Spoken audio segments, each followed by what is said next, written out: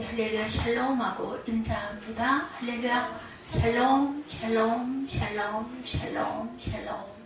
하나님 사랑합니다. 여러분 주 안에서 사랑합니다. 예, 우리 신명기 22장 말씀이죠. 예, 21장에 이어서 계속해서 하나님의 규례들이 소개되고 있습니다. 21장에서 여자 포로를 아내로 삼는 규정 지난주에 우리가 함께 나눴어요. 그리고 폐역한 이들에게 내리는 벌, 22장에도 순결에 관한 법들이 계속해서 이어지고 있습니다. 계속해서 오늘 본문에 세 가지 규례가 소개되고 있어요. 재물에 관한 규례, 생명에 대한 규례, 순결에 대한 규례, 이렇게 세 가지로 첫 번째 재물에 대한 규례는 어떤 것인가? 1절에 보니까 내 형제의 소나 양이 길리는 것을 보거든 목보치 하지 말아라. 너는 반드시 그것들을 끌어다가 내 형제에게 돌릴 것이요. 오늘 1절에서 4절로 제가 그냥 말씀을 증거합니다. 내 형제의 나귀나 소가 길에 넘어진 것을 보고는 목본치 하지 말고 너는 반드시 형제를 도와 그것들을 일으켜라. 쓰러진 걸 보면 짐승일지라도 혼자 힘으로는 안 되니까 함께 일으켜라. 요즘에 가끔 보면 주차장에 차가 이중주차가 되어 있는 경우가 있죠. 저 같은 사람은 요즘에 차들이 엄청 커졌잖아요. 서 있으면 엄두도 안 나요. 혼자 이걸 어떻게 나가냐고요. 그럴 때는 저는 아무나 붙들고 사람만 보여라 하고 기다렸다가 누가 보이면 붙들고 좀 밀어달라고 해서 밀어주면 탈 수가 있어. 혼자는 도저히 안 되니까. 이렇게 서로 도울 수밖에 없는 우리의 삶입니다. 이 말씀의 뜻, 자신의 재산만이 아니라 형제의 재산도 소중히 여기고 형제의 물질적인 형편을 살피며 도와라, 이렇게 말합니다. 내 형제의 소나 양이 길리는 것을 보거든 이라고 했는데 이 말씀을 오늘날 우리의 생활에 적용하면 어떤 뜻이 될까? 형제가 물질에 대한 개념이 없이 헛되게 사유하는 것을 보게 되면 그것을 방관하고 방치하지 말고 따끔하게 권면하면서 바른 물질관을 가지고 제대로 사용할 수 있도록 하라는 거죠. 남의 경우가 아니라 내 가족, 그죠? 내 이웃 하면은 우리가 옆집에 사는 사람이 아니라 내게 가까이 있는 그러한 가까이 이야기할 수 있는, 같이 나눌 수 있는, 또 이렇게 좋은 말을 전할 수 있는 이런 사람들을 얘기합니다. 그냥 옆집에 사는, 아파트에 사는 사람 와서 문 두들겨가지고 하라는 얘기는 아니죠. 4절에 형제의 소나 낙이나 소가 길에 넘어진 것을 보거든 오늘날 우리의 생활에 어떻게 적용할 수 있겠나? 형제가 직장을 잃거나 사업에 실패해서 물질적인 어려움을 당하고 있다든지 할 때 다른 형제들을 모른 채 하지 말고 함께 힘을 합해서 마음을 모아서 도와주라는 것이죠. 믿는 성도들이 믿지 않는 사람들에게 신앙을 인정받지 못하고 비난을 듣고 외면당하는 이유들이 많이 있죠. 형제들 간의 물질적인 나눔에 인색하고 소홀한 부분도 그 중에 하나로 칠 수가 있습니다. 만남에 물질적으로 여유로움만 자랑하지 어려운 형제를 도와주는 일에는 있는 사람일수록 더 인색하죠. 하나님의 은혜다 축복이다 간증하면서 그런 모습들이 참 밉게 보일 수도 있다는 것. 정작 물질적인 도움을 또 요청하면 그때 가서는 나도 요즘 정말 너무 어려워, 또 이렇게 반대로 얘기할 때도 많죠. 우리의 삶은 어떤지, 형제간에 물질적으로 서로 돕고 지내고 있는지, 함께 나누며 섬기고는 있는지, 지갑을 열 때 마음도 열린다고 하죠. 특히 불신 형제들이 있을 때는 일부러라도 지갑을 열 줄 알아야 된다. 그게 다 전도하고 많은 부분들이죠. 로마서 12장 10절입니다. 형제를 사랑하며 서로 우애하고 존경하기를 서로 먼저 하며, 서로 먼저 하라는 거예요. 옛날 그러한 롱신 라면 선전 때에 형님 먼저 아우 먼저 한참 유행했었죠. 이런 모습이 우리 성도들을 통해 먼저 나타나야 한다라는 거. 솔선 하라는 거죠. 누구를 지적하는 걸 솔선하는 게 아니라 돕는 걸. 어제도 조금 아들아이하고 좀 다툼이 있었는데 결과적으로 깨달은 것은 사랑하는 방법 바뀌면 사람을 변화시키고 상처난 마음, 특히나 이제는 거꾸로 바뀌어가지고 제가 자녀를 거느리는 게 아니라 자녀가 저를 보호하고 가고 있어요. 그럴 때는 힘이 있고 조금 뭐랄까 운동력이 있고 그런 사람이 그렇지 못한 약한, 나이가 드니까 마음도 약해지고 상처도 잘 먹고 그냥 일상적인 아무것도 아닌 이야기에도 마음이 슬퍼질 때가 너무나 많고, 그러게 되면 말하기가 싫어져요. 예, 어젯밤에도 제가 가서 이렇게 좀 다독였어야 되는데 뭘 좀 주려고 했더니 방문을 어떻게 꽉 닫았는지 안 열리더라고요. 전문이 뻑뻑해서 안 열려가지고 잡아 빼서 억지로 문을 나중에 열다 보니까 속이 상해가지고 방문을 왜 이렇게 더운데 에어컨 틀어놨는데 잔뜩 쳐다뒀냐 그랬더니 몇 번 만에 귀에 씹어가 있으면 잘 안 들린대죠. 그걸 살짝 빼고는 3분의 1 이렇게 돌려다보고 고개만 살짝 이렇게 돌리고는 안 더워 이러더라고요. 그래 안 더워. 그러면 다시 닫아줄게. 그러고 쳐다보고 주려고 하다 그냥 와버렸어요. 속이 상해가지고 미운 소리를 또 한마디 했죠. 그래도 보기 싫으면 보지 말고 살자. 제가 참 못된 버릇이 하나 있어요. 그러고는 자리로 와가지고는 그냥 누웠더니 한 2시간쯤 있다가 왔더라고요. 오는 게 느껴지죠? 이렇게 걸어오면 보여요. 여기서 이렇게. 그래서 소리도 들리고 시커먼 게 이만한 게 와요.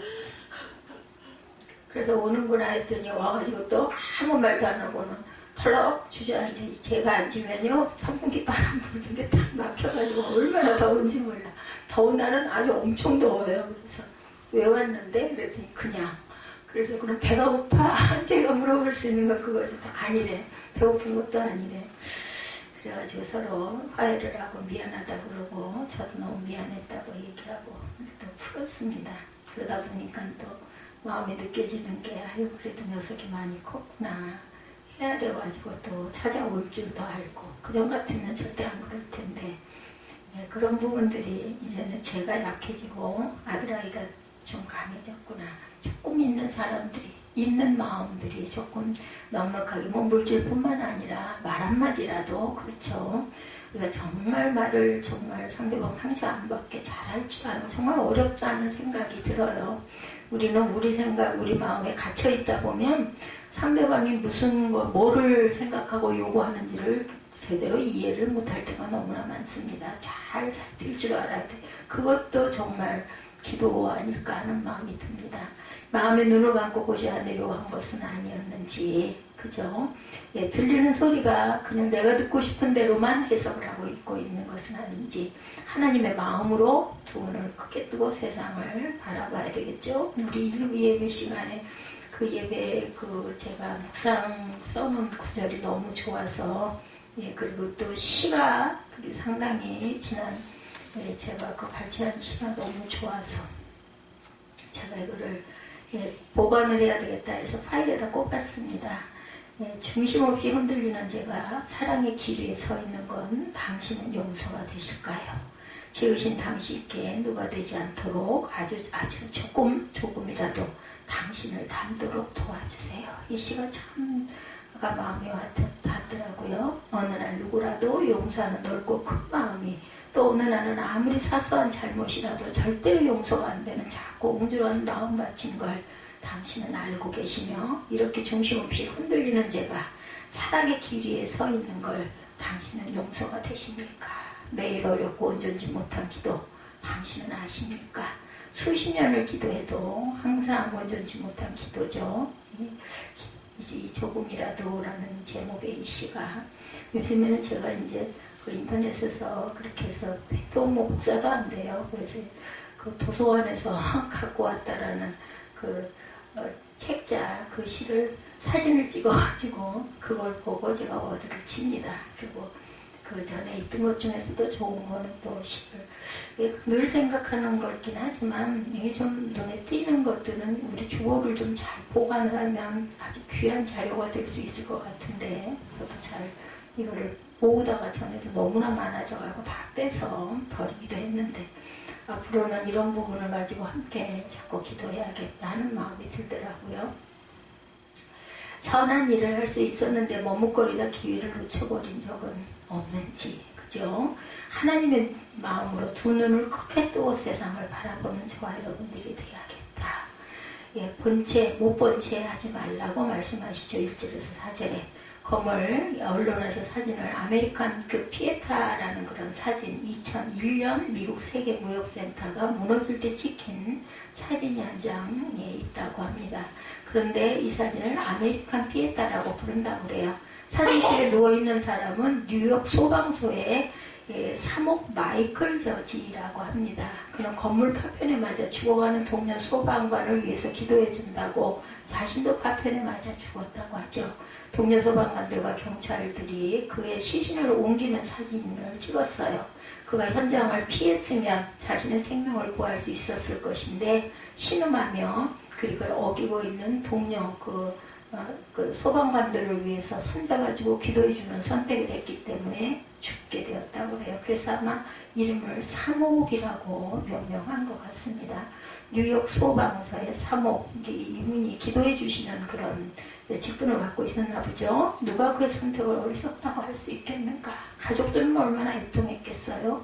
누가 그 순간은 기도할 때가 아니라 피할 때라고 쉽게 말할 수가 있겠는가? 는 자신의 생명이 위험할지라도 죽어가는 동료 소방관의 마지막 시간을 지켜주려다가 자신도 생명을 잃습니다. 사랑이란 누군가가 도움이 필요할 때 그때를 놓치지 않고 손을 내밀며 베풀어주는 것이죠. 내 원수도 내 형제다 이렇게 얘기하죠. 아까 제가 읽은 시서처럼 어떨 때는 큰 것도 쉽게 용서해 주면서 어떨 때는 작은 게 용서가 안 될 때가 있어요. 우리가 그죠? 예, 그것을 예수님께서는 원수도 형제라고 말씀을 하세요. 정말 너무나 동떨어지고 내가 정말 입으로는 하기 쉽죠. 그냥 할 수 있죠. 근데 정말 내가 마음으로 용서하기 정말 어렵습니다. 수십 년이 지나가도 묵은 채진처럼 가슴에서 올라오는 그런 것들이 있어요. 제가 벌써 지지난주가 됐죠. 그 지지난주에 가을 가면 또 그걸 변명이라고 한다고 말도 안 되는 소리를 횡설수설하길래 제가 막 직타폰을 쓰면서 그저 벌써 한 10여 년이 지나간 그 이야기를 또 저도 들춰내면서 나중에 사무엘 말이 뭐라 그러더라, 아주 대단했다라고 그런 얘기를 하면서 아주 제가 그 말 표현을 비춰서도 못하겠어요. 그 드라마도 그런 드라마가 없을 만큼 아주 엄청 대단했다라고 얘기를 하더라고요. 그냥 제 마음 안에 있었던 그 상처, 아픔, 그거를 그냥 한마디로 이게 입으로 용서했다고 하면서도 그 마음 안에는 저 안에는 그게 있는 거죠. 그래서 그냥 속 시원하게 그냥 퍼댔어요. 그냥 그렇게 해놓고 또 지금 또 이건 도대체 무슨, 근데 시간을 두고 갈수록 이해가 안 가는 그런 사람. 또 그 사람은 그 사람들을 제가 오해했다고 아마 어떤 부분이 그런 게 있겠죠. 1절에 보니까 만약 내가 내 형제의 소나 양이 길을 잃고 헤매는 것을 보면 그냥 지나치지 말고 반드시 그것들을 내 형제에게 데려다 주라고 그랬어요. 너 왜 그거 거기다 갖다 놔두고 못 봤지? 가서 당장 데리고 오지 못해. 이게 아니에요. 데려다 주라는 거죠. 힘이 좀 있는 사람, 여러분 좀 이렇게 해서 이건 좀 이렇게 하면 좋지 않을까, 이렇게 좋게 조언을 했으면 얼마나 좋았을까, 방법을 알려주든지 도대체 어떻게 하라고, 당신이 대신 그럼 이 자리에 쓰라고. 그 답이 그것밖에 없었던 거죠. 그래서 하나님께서, 성령께서 이제 일부 예배 시간에 그 마음이 문득 들더라고요.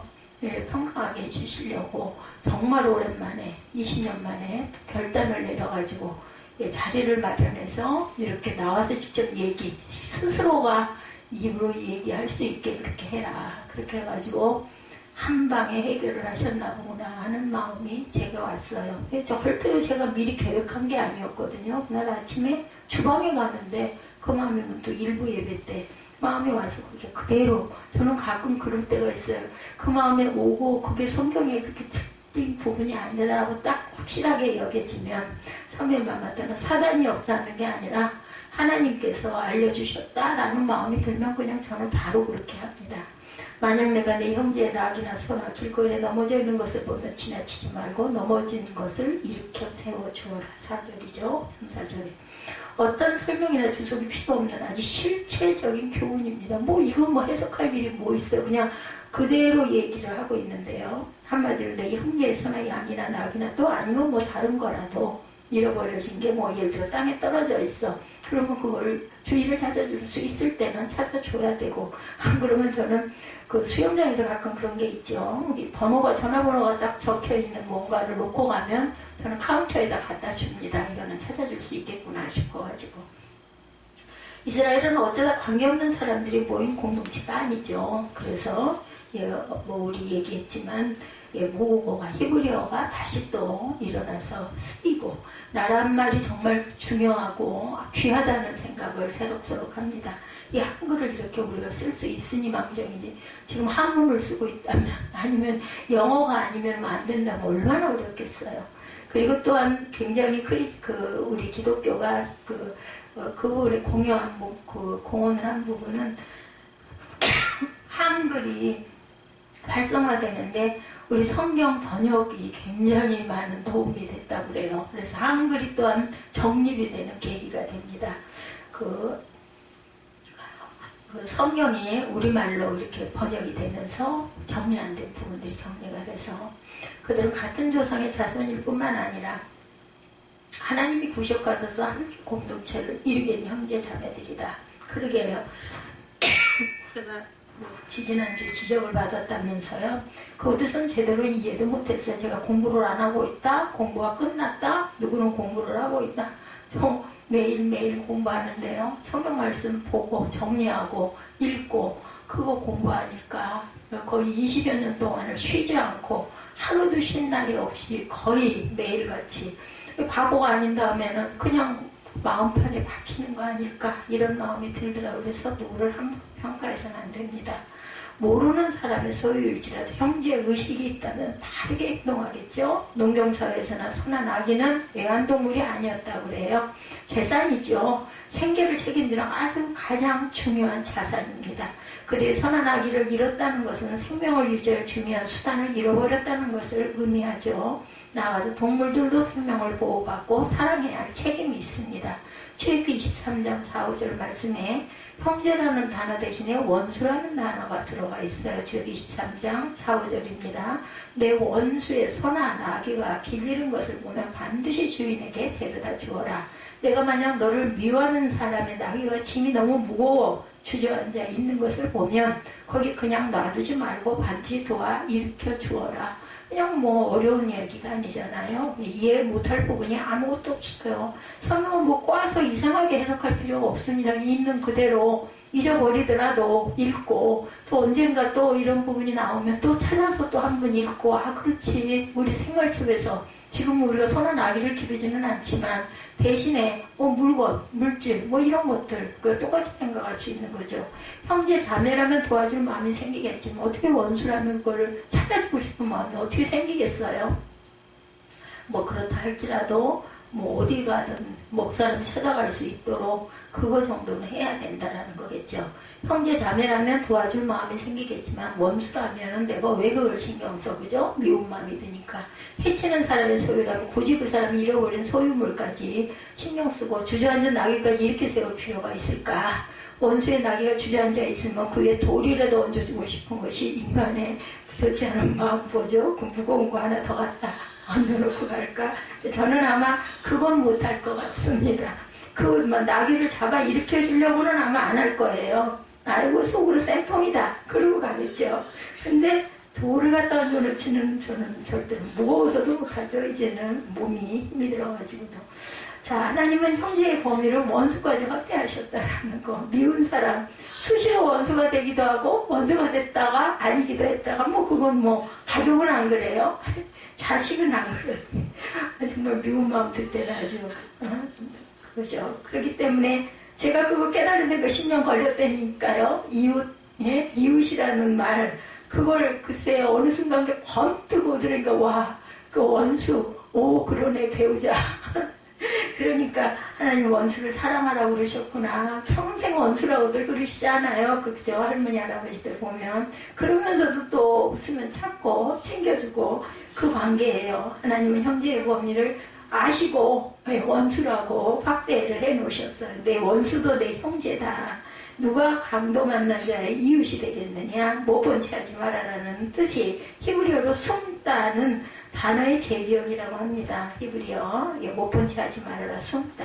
이거 우리말 같아요. 그죠? 너 자신을 숨기지 말라는 뜻이라고 합니다. 사람들은 자신의 희생이 요구되는 상황에서 스스로를 숨기죠. 손으로 눈을 가리고 보지 못했다고 합니다. 당근 감고 나 못 봤는데, 예, 정말 못 볼 때도 있지만 그냥 일부러 안 본 척, 못 본 척 할 때가 있어요.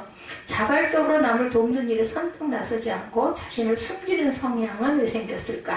태초에 인간 아담과 하와가 하나님이 금지하신 열매를 타먹은 이후에 우리에게 숨는 성향이 생겼다라는 거예요. 하나님이 아담아 내가 어디 있느냐라고 물으셨을 때 제가 벗었으므로 두려워하여 숨었나이다 이렇게 대답하죠.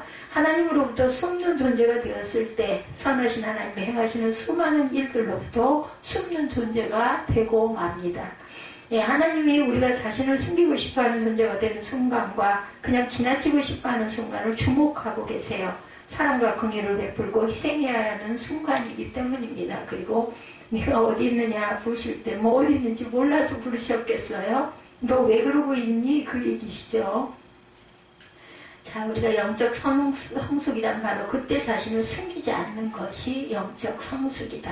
그리고요, 꿩이 그런다면서요. 숨는다고 풀숲해가지고 숨으면 궁둥이는 하늘로 지켜들고 고개만 갖다가 쳐박는데요. 그럼 다 보이잖아요. 그럼 포수가 어디를 쏠까요? 궁둥이를 쏘아서 맞추지 않겠나 하는 생각이 듭니다. 참, 그러니까 어리석은 거죠. 우리 인생이라는 게. 사랑이 필요한 순간 때를 놓치지 말고 올바로 반응하는 것이 바로 영적 성숙이다. 사랑의 반대말은 미움이 아니라 여러분 아시죠? 무관심입니다. 그렇다면 사랑의 완성, 그러니까 어떤 대상을 보고 화를 낸다는 건요, 마음에 사랑이 있다는 증거, 관심이 있다는 증거죠. 예, 그렇다면 사랑의 완성은 무엇일까? 바로 타이밍을 놓치지 않는 것, 때를 놓치지 않는 것이죠. 하나님이 왜 이 말씀을 구체적으로 하셨을까? 봐도 못 본 쪽 지나치기 쉬운 우리의 마음을 알고 계신 거예요. 뭔 모르시겠어요.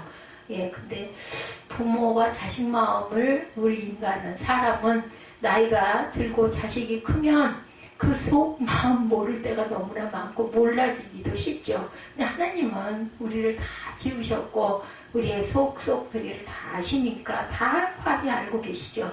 우리의 마음이 얼마나 비겁한지를 보여주시는 말씀이죠. 우리가 스스로를 얼마나 잘 속일 수 있는지를 지적하십니다. 못 본 적 지나쳐도 법에는 전혀 문제가 되지 않는 상황들이죠. 그러나 그 상황들은 하나님의 법 앞에 죄가 된다라는 것. 이 말씀을 10계명과 연관시킨다면 어떤 계명과 관련이 있을까요? 8계명, 남의 것을 도둑질하지 말라 또는 살인하지 말라는 계명에 합의가 됩니다. 살인하지 말라는 계명을 적극적으로 해석하면 생명을 보호하라는 거죠. 남의 것을 도둑질하지 말라는 계명은 내가 찾아줄 수 있는데 방치함으로 남의 것을 잃어버리게 하지 말라는 거죠. 하나님 우리의 마음을 들춰내지만 우리는 그럼에도 불구하고 끊임없이 합리화를 합니다. 자신을 숨기고 지나칠 정도로 합리화하는 습관이 있죠. 그렇다면 우리가 어떻게 합리화를 할까? 나는 이웃에게 악한 일은 안 했어. 뭐 그러면 됐지. 그죠? 나는 법을 어길 만한 그런 일은 절대로 하지 않았다. 합리화합니다. 예를 들면 이웃을 사랑하는 계명을 이웃에게 나쁜 짓 하지 않았다는 식으로 축소하는 경향이 있습니다. 해야 될 일과 하지 말아야 할 일, 사랑하는 것은 동요가 아니죠. 선한 사마리아인에 비유해서 강도 맞는 사람이 도움이 필요했고 그때 그 사람을 도와줄 수 있는 세 사람이 지나가죠. 예, 그 중에 가장 먼저 지나간 제사장과 레위는 못 본 척하고 지나갔어요. 율법에 의하면 시체를 만지면 부정해지기 때문에 일정 기간 제사장이 임무를 할 수가 없어서 스스로 합리화를 합니다. 나는 제사장이기 때문에 저걸 만졌다가는 제사장 직무를 못해. 그러니까 나는 지나갈 수밖에 없잖아. 합리화죠. 어쩌면 예루살렘에 돌아가서 도와줄 수 있는 사람을 보내야겠다라고 생각을 했을지도 모르죠. 그러나 이 두 사람은 두 가지 사실을 무시했습니다. 첫째, 그 사람이 죽었는지 안 죽었는지 확인조차 하지 않았다. 둘째, 또 다른 율법에서 사랑을 명령하고 있는데 사랑의 율법을 어겼습니다. 근데 유대인들을 원수같이 여겼던 사마리아인들은 사랑을 베풀죠. 도움이 필요한 바로 그때 즉시 반응합니다. 예수님이 이 비유를 어느 율법사에게 말씀하시니까 이 율법사가 이렇게 질문하죠. 누가 내 이웃입니까? 교묘한 질문이에요. 이 질문. 우리가 정말 도움을 필요로 하는 그때를 피해가려는 교묘한 질문입니다. 이 질문의 뜻은 이웃의 저기가 분명하지 않기 때문에 도와줄 수 없다. 모든 게 다 핑계죠. 그래서 우리가 알 수 있는 것은 도와줄 마음이 없으면 질문이 많아진다라는 거예요.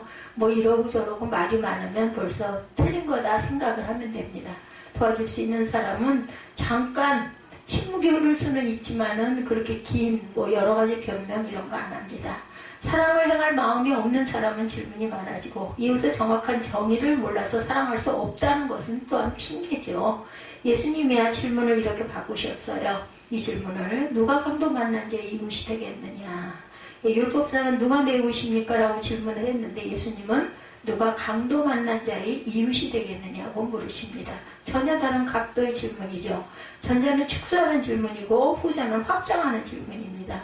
예수님은 내 눈앞에 도움이 필요한 사람, 내가 도와야 할 그 사람이 바로 내 이웃이야. 이렇게 말씀하시는 거죠. 도울 마음이 있어야 보입니다. 우리가 들을 생각이 없다 보면, 우리 가끔 그럴 때 있잖아요. 내 주관으로, 내 위주로 생각을 하다 보면 상대방이 무슨 말을 해도 그게 정확하게 안 들려요. 못 들었어. 그 사람은 얘기를 했는데. 이럴 경우가 있습니다. 그래서 우리가 항상 눈과 귀와 가슴을 열 줄 알아야 된다. 그 사람의 표정을 보고. 그래서 참 카톡이 참 좋기는 한데요. 가끔가다 카톡으로 인해서 오해가 될 때도 있습니다. 그래서 직접 그 목소리와 격양을 들으면서 통화를 하거나 아니면 제일 좋은 방법은 눈을 보고 그 사람의 뜻을 이해하는 부분이 아주 중요하죠. 지난번에 주민센터를 갔어요. 아침에 뭔가를 바꿔야 될 부분이 있어가지고. 남자 직원이 번호표 어디 몇 번 창구로 오라고 그러니까 앉았다가 그 오라고 그러면 그리 가야 되잖아요. 갔는데 아무리 얘기를 해도 말을 이해 못하더라고 그분이. 그러면서 제게 전화가 오고 문자가 왔는데 근데 그걸 보여달래. 속에서 욕심이나 편하게 설명을 했는데도 불구하고 제 이거 신고하러 왔습니다 하는데 그걸 날 보고 휴대폰에 있는 문자를 보여달래. 그래서 안 보여주고 그냥 사람이 나이가 있다 보면은 그냥 그 사람들은 딱 번호표 해갖고 본인 그거 들으면 알잖아. 그러니까 무시하는 거죠. 한마디로 너 나이 많이 먹은 노인이잖아. 저는 딱 마음이 그런 느낌이 와요. 아무 말 안 하고 그냥 서 있었어요. 그랬더니 옆 창구로 가보라고 그러더라고요. 옆 창구로 갔더니 그 전에 저하고 상담하고 전화로 좀 아까 얘기했던 그분이에요. 여자분. 그분은 제가 얘기하지도 않았는데도 아까 일주일쯤 있다 오신다더니요. 딱 그렇게 알아. 근데 막 옆에 칸에 앉아가지고 그 얘기를 한참 하고 있는데도 상관 안 하고 있는 거예요. 거기서 그걸 다 당하고 옆으로 올 때까지. 참 그래서 마음속으로 정말 인정드림. 근데 사람이 많아갖고 은행처럼 복잡하면 당연히 그 생각 안 하죠. 아무것도 안 하고 앉아있어. 제가 아침 9시에 갔지 않았겠어요. 5분 전에 기다렸다가 문 열고 들어갔는데 9시 땡 돼서. 주차 때문에 일찍 갔죠. 주차가 일찍 가야 좀 편안하니까 신경이 안 쓰이니까. 그래서 일주일 있다가 오려고 하다가 어차피 신고해야 될 부분이라 얼른 신고를 해야 마음이 편할 것 같아서 왔습니다. 라고 얘기를 했고 하는 과정에서 그냥 돌아오긴 했어요. 몇 달 정도 시범이 있고 나서 그 이후에 하시는 게 오히려 더 확실할 수도 있다고. 그 반에 가면 고속도로 그게 되는 지점이 있고 안 되는 지점이 있답니다. 새로 나온 카드는. 그래서 그걸 알고 그럼 동의를 하십시오. 이제는 우리가 움직이는 데가 다 보인대요. 그쪽에다가 제가 가서 동의를 해놓으면. 그래가지고 일일이 지문을 찍지 않아도 본인이 이 사람 감액 대상자가 어디 거기 가 있다. 그러면 그 고속도로 하이패스를 지나가면 반액으로 감면이 된다라는 거죠. 그래서 몇 개월 있다 오겠습니다. 그러고 그냥 돌아오기는 했습니다. 이렇게 자기 분야인데도 그걸 노력을 안 해요. 그냥 상관없어. 나 편하면 돼. 아무도 없는데도. 이래서 되겠어요. 거기 계신 분들 공무원 아니세요? 공무원들일 텐데 주민센터니까. 행복복지센터라고 그러죠. 사랑이 없기 때문이에요. 관심 안 가져요. 근데 또 때로는 다 그렇지는 않아요. 전화로 어떤 그 통화를 하던 어떤 그 자동차 그 취등록 부분 감면하는 시청에 계신 여성 직원 참 지금도 기억이 나요. 자기 부모처럼 얼마나 친절하게 신경을 써가지고 그분이 알려주셔가지고 제가 자동차 선택하는데 굉장히 도움을 받았어요. 2000cc가 안 되는 차량 꼭 그거여야만 한다. 그래서 거기에 맞는 차량을 찾은 거예요. 1800cc 정도 되는 차량. 2000cc 이상 되는 거 차량이 더 좋은 차량이 조금 쓰던 거죠. 당연히 있었는데 그걸 했다가는 세금까지 다 나온대요. 1년에 2번 나오는 세금. 그래서 그게 전혀 부과가 되지 않는 취등록이 면제가 되는 차량을 찾다 보니까 그 못생긴 조그만 차량을 참 만족하고 좋습니다. 제가 아직 애 같은 마음이 있어서 그런지 그 차에 올라타면 막 마음이 기뻐지니까. 그래서 참 여러분에게 감사해요. 그리고 그냥 음향이 너무 좋아. 내가 좋아하는 음향이어가지고 마음을 닫으면 안 보여요. 그리고 나는 못 봤다라고 이야기를 한다는 거죠. 뭐 그거 어디 가서 뭐 당신 왜 못 봤어? 얘기할 수는 없죠. 그냥 마음이 아픈 거죠. 하나님 계신 게 얼마나 감사한지 제가 어젯밤에 아들하고도 얘기를 했지만 우리 아들도 그래도 저렇게 엎드려서 졸고 자고 있어도 그 어린 나이부터 지금 20년을 그 꼬마 때 1년은 뺀다 치더라도 그거 저기 학교도 야간에 제가 손잡고 데리고 와가지고 맨날 그 도서관을 휘젓고 다니면서 놀았잖아요. 야간에 제가 학교를 다니는 바람에. 그러다 보니까 은연중 그게 배어 있더라고요. 그래서 참 내가 하나님이 안 계셨으면 어떻게 살았겠니. 혼자서 또 아무도 같이 얘기하는 사람도 없고 몸이 그렇게 건강하지가 못하다 보니 여기저기 다니지도 못하고 종일 혼자 그렇게 하고 있는데도 마음이 기쁘고 즐겁게 해주시는 건 하나님이시죠. 그러니까 우리 아들도 나의 하나님이신가 보다 하는 생각을 했다는 말이 얼마나 마음에 기쁘는지 모릅니다. 생각을 하는 거예요. 입술로는 약간 거부감 비슷한 반발이 있으면서도 그래도 뭔가 모르게 못 빠진 것 같고 뭔가 모르게 좀 기도를 잠깐은 해야 할 것 같고 뭘 먹을 때도 이런 부분이 같이 다녀보니까 있더라고요. 보면 제 친구들하고야 무시하고 막 먹고 하겠지만 그게 이렇게 하는 그 기도 이게 있어요. 그래서 참 고맙다. 이 아들을 하나는 온전하게 하나님께 항상 의지하는 아들을 내가 마지막으로 꼭 만들고 가야겠다 이런 마음이 들더라고요. 누가 내 이웃입니까? 라는 율법사이신과 같은 맥락이죠. 마음을 닫으면 보이지 않는 거죠. 봐야 돕는 것이 아니라 도울 마음이 있어야 보인다라는 거 중요합니다. 여러분들 이웃 그냥 내 옆에 있는 사람 꼭 이웃이 아니어도 뭐 어딘가에서 잠깐 부딪히는 뭐 우리 운동할 때라든지 이럴 때도 그럴 때도 내가 도울 수 있는 사람 뭘 찾아줄 수 있는 사람은 좀 이렇게 소리를 내서 찾아주고 물 뚝뚝 떨어뜨려가지고 아주 그 아이들도 그렇고 아니요 아이들뿐만이 아니라 어른들 그 자루 주머니에서 막 물들을 그렇게 흘려가지고 저는 맨날 밀대질 하잖아요. 그래도 닦으러 나오면 물기 때문에 발바닥이 다 젖으니까 그런 거라도 저도 아직 덜 돼서 그거 이렇게 닦고 다니면서 도대체 어째 애기들은 그렇다 치더라도 어른들은 왜 저걸 꼭 저 바구니를 저기다가 그 수건을 펑펑 적시고 거기다 그 젖은 바구니 물 질질을 꼭 그렇게 놓고 다녀야 할까 참 안타깝더라고요. 그냥 하면서도 마음속으로 참 이런 건 좀 자기네 집이면 안 그럴 텐데 이런 마음이 들더라고요. 요한일서 3장 17절입니다. 누구든지 세상 재물을 갖고 있으면서 자기 형제나 자매의 궁핍함을 보고도 도와줄 마음이 없다면 어떻게 그 사람 안에 하나님의 사랑이 있다고 하겠는가. 유대인들이 나치에서 대학살을 당하고 있을 때 그 뒷거래하고 돈을 벌던 그런 쉰들러라는 사람에게 유대인들을 살려야겠다는 마음이 생기죠. 저희가 참 감명 깊게 이 영화 여러 번 봤습니다. 쉰들러 리스트. 분명 하나님이 주신 마음이죠. 자신의 사업을 통해서 1000명이 넘는 유대인들을 살리고 그들을 자유롭게 해주고 자신은 도망자가 되어버린 실화를 영화한 작품이었죠. 상당한 센세이션이 있었던 그런 영화.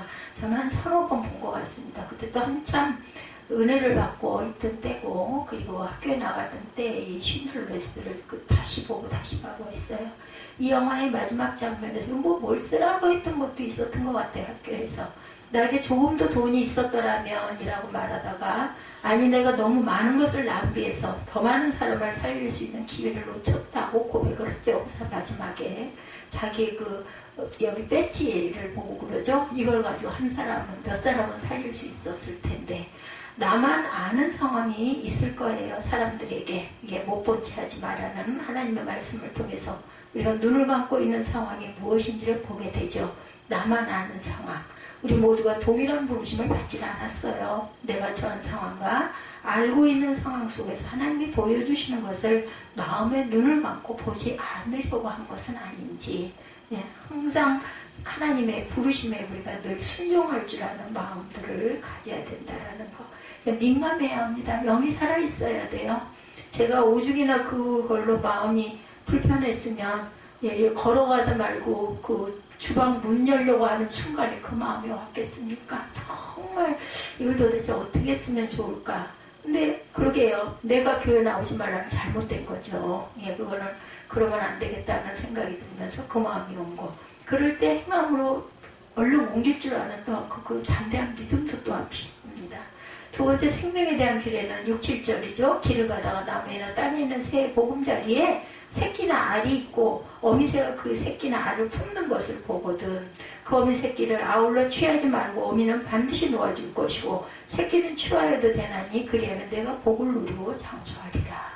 생명의 소중함에 대해서 말씀하시는데 새에 대해서 비견해서 말씀합니다. 미물이죠. 새는. 그러나 하나님은 이런 미물인 짐승이라도 하나님의 백성들은 그 생명을 소중히 여기는 모습이 있기를 원하시는 것. 왜 이런 말씀을 주시는 것인가? 두 가지 이유가 있습니다. 첫 번째 이유는 미물이라 할지라도 짐승이 만들어 놓은 보금자리에서 모든 생명이 다 죽게 되는 것을 방지하기 위해서 어미를 놓아주라는 거죠. 그것들이 사람들이 양식이 될지라도 종족을 이어나갈 기회만은 빼앗지 말라는 것입니다.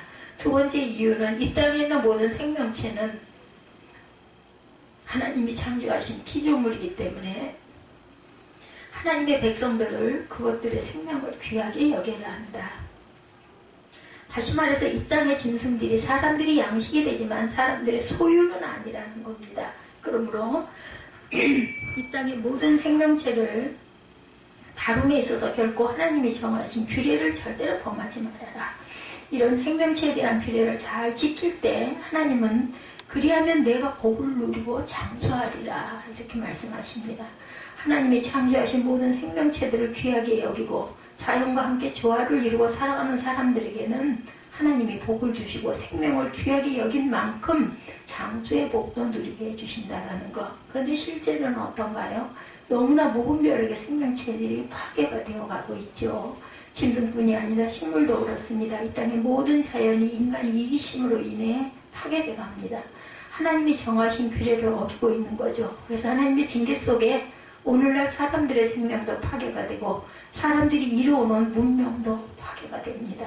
그러므로 바다 생태계에 관심을 가지고 회복에 힘쓰는 것이 환경보호단체나 그린피스와 같은 NGO 단체들만 하는 일로 여길 것이 아니라 우리 그리스도인들도 하나님의 뜻을 따르는 신앙으로 동참해 나아가야 할 줄로 믿습니다. 생명에 대해 더 중요하게 여긴 것, 그는 사람의 생명이죠. 그보다 더 중요한 거 8절입니다. 내가 새 집을 지을 때 지붕에 난간을 만들어 사람이 떨어지지 않게 하라. 그 피가 내 집에 돌아갈까 하노라. 생명을 위협하는 만에 하나 일어날 사고에 대해서도 소홀히 하지 말고 대비를 철저하게 하라. 내 부주의로 인해 사람이 상하거나 죽게 되면 그에 대한 대가를 하나님이 치르게 하시겠다. 세월호 어떻게 해요? 예, 그 아이들을 그렇게 해서 돌아가게 한 그 선장이 어떻게 해요? 참 무서운 걸 모르는 거죠. 우리가 살아가면서 나만 생각할 것이 아니라 주변 이웃들을 살피며 살아갈 필요가 있다. 우리가 사는 세상은 나만 잘 살면 돼 이런 말이 통하지 않는 세상입니다. 어떻게든 연관이 된 가운데 더불어 살아가야 하는 세상이다. 남의 피해가 곧 나의 피해가 될 수 있고 나의 피해가 곧 남의 피해가 될 수도 있다는 것. 어느 날 밤에 이 방송에서 나왔던 어떤 할머니 이야기처럼 서로 다른 부분을 가지고 사람을 이렇게 뭐라 그래야 되나 판단해서는 절대로 안 된다는 거죠. 아파트 아래층 사는 사람이 부부싸움을 해서 홧김에 집에 불이 났는데 멀쩡히 잘 살고 있는 위층 사람까지 집까지 불타고 말아요. 그럼 위층 집 피해까지 아래층 사는 사람이 물어줘야 하는 거죠. 우리 빚 피해랑 똑같습니다. 사람들이 살아가면서 서로가 살피고 서로가 배려하면서 살아가면 이런 불행한 일들이 일어나지 않게 된다는 거. 참 그 흑인들 얼마나 그죠? 그 종족에 대한 그러한 그 거부, 그 구별 이런 걸로 인해서 얼마나 많은 상처를 받았겠는가. 그래서 이렇게 차별을 대우하는 거. 그렇게 되면 나중에는 너도 차별받는다라는 그 방송에서의 그 말이 굉장히 참 깊게 파고들어요. 누구를 판단해서도 안 되고 함부로 차별을 해서도 안 되겠다. 오늘 저와 여러분들의 주변 이웃들을 늘 살피는 가운데 그들에게 피해를 주는 삶이 아니라 유익을 주는 삶을 살아가면서 이웃과 더불어 복되게 사는 세상을 만들어 가야 되겠죠. 이렇게 살아갈 때 하나님의 축복이 우리 가운데 더욱 넘치게 나타날 것. 것이다. 세 번째 순결에 대한 규례는 9절 보면 나오죠. 두 가지 순결입니다. 첫 번째는 신앙의 순결에 대해서 말씀하죠. 내 포도원에 두 종자를 섞어 뿌리지 말라. 그리하면 내가 뿌린 씨의 열매와 포도원의 소산을 다 빼앗길까 하노라. 포도원에서 농사를 지을 때 포도 종자 외에 다른 식물의 씨를 함께 뿌리지 말라는 거예요. 10절에 너는 소와 나귀를 결의하여 갈지 말며 밭을 갈 때 종이 다른 소와 나귀를 함께 묶고 밭을 갈게 하지 말라는 겁니다. 11절에 양털과 배실로 섞어 짠 것을 입지 말지어다. 옷을 만들어 입을 때 옷감을 만드는 실의 종류를 섞어 짠 옷을 입지 말아라. 이 세 가지 말씀이 무엇을 뜻하는가? 문자적으로 농사와 일상에 관계된 하나님의 규례를 말씀하는 거죠. 그러나 이 말씀을 단순히 문자적으로만 이해할 것이 아니라 세 가지 말씀은 영적인 의미를 복선으로 깔고 있습니다. 포도원에 두 종자를 섞어 뿌리지 말라는 말씀의 영적인 뜻은 포도는 포도나무가 되신 예수님이 주인이 되신 신앙의 삶을 말합니다. 이런 신앙의 삶에 주님의 뜻이 아닌 세상의 생각이 심겨지게 되겠느냐는 것이죠. 그렇게 되면 어떻게 돼요? 그러면 내가 뿌린 씨의 열매와 포도원의 소산을 다 빼앗길 것이다. 내가 뿌린 세상적인 생각으로 말미암아 이제까지 신앙 안에서 이루었던 축복의 열매들을 빼앗기게 된다. 하나님이 거두어 가신다라는 거죠. 또 소와 나귀를 결의하여 갈지 말라는 말씀의 영적인 뜻은 소는 오직 신앙을 의지한 충성된 모습을 말하고 나귀는 세상적인 꾀를 의지한 불신앙적인 모습을 말합니다. 소는 요령을 피우지 않고 우직하게 일하는 충성된 짐승이지만 나귀는 힘들면 요령을 피우는 약은 짐승입니다. 그런데 이 둘을 묶어놓으면 밭이 제대로 갈리겠느냐, 삐뚤어지고 엉망이 되는 거죠. 성도들이 세상을 살아갈 때 오직 하나님만을 의지하지 않고 세상을 겸하여 의지하게 되면 세상만사 경영하는 모든 일들이 잘못될 수가 있다. 그러면 양털과 배실로 섞어 짠 옷을 입지 말라는 말씀의 영적인 뜻, 세상 속에서 성도들이 온전한 신앙인의 모습을 드러내라는 것입니다. 양은 영적으로 누구를 뜻해요? 어린 양 예수 그리스도를 뜻합니다. 그러므로 양털로 짠 옷을 입는 것은 그리스도로 옷 입는 것을 의미하지만 성도들이 양털로 짠 옷만 입는 것이 아니라 배실로 섞어 있는 옷을 입고 살아간다. 그래서 세상 사람들이 성도들을 바라볼 때 어떻게 보면 예수를 믿는 사람 같고 어떻게 보면 예수를 안 믿는 사람 같은 생각을 가지게 된다. 이런 미중성이 있는 신앙의 삶 결코 하나님이 기뻐하지 않으신다. 하나님은 우리 성도들이 세상에서도 신앙인의 모습을 온전히 드러나기를 원하십니다. 12절에 너희는 너희가 입는 겉옷의 내귀에 술을 만들지니라. 이 말씀도 같은 의미의 말씀입니다. 순수한 복장 외에 다른 치장을 하지 말아라. 우리의 신앙의 삶은 겉으로 드러나는 아름다움보다 속에 있는 진실함을 먼저 추구해야 한다. 사람들이 나를 잘 알아주지 않아도 하나님이 나를 알아주심에 만족할 줄 아는 성도들이 되어야 합니다. 이것이 신앙이고 겸손이죠. 저와 여러분의 삶 속에 하나님이 원하시는 영적인 순결을 나타내고 살아갈 수 있기를 주님의 이름으로 축복합니다. 두 번째 순결에 대한 규례는 육신의 순결에 대해서 말씀하죠. 13절 이하에 보면 남녀관계에 대한 순결의 규례를 말씀합니다. 굉장히 엄격하게 다루고 있어요. 자칫 오해할 수 있는 것이 여자에게만 가혹하게 적용하는 것이 아니냐. 그도 그럴 것이 결혼을 했을 때 여자가 처녀였는지 사실관계에 따라서 처벌을 받을 때 사실이 아니면 남자는 거짓말한 죄로 장로들에게 형벌의 매를 받고 은 100세겔의 벌금만 물면 되는데 여자는 사실로 드러날 돌에 맞아 죽게 하셨어요. 여자도 매만 때리고 벌금은 물리면 될 게 아니냐, 이런 반론을 할 수 있는데 말씀을 자세히 보면 충분히 수긍할 만한 이유가 있습니다. 왜 이런 구별의 차별이 있는가? 순결에 대한 거짓말한 남자는 단순히 거짓에 관한 법에 의해 처벌을 받는 것이고, 순결에 대해 거짓말한 여인은 남편을 속임으로 거짓에 관한 법뿐만 아니라 순결에 관한 법까지 어겼기 때문에 죽음의 형벌을 받게 된 것입니다.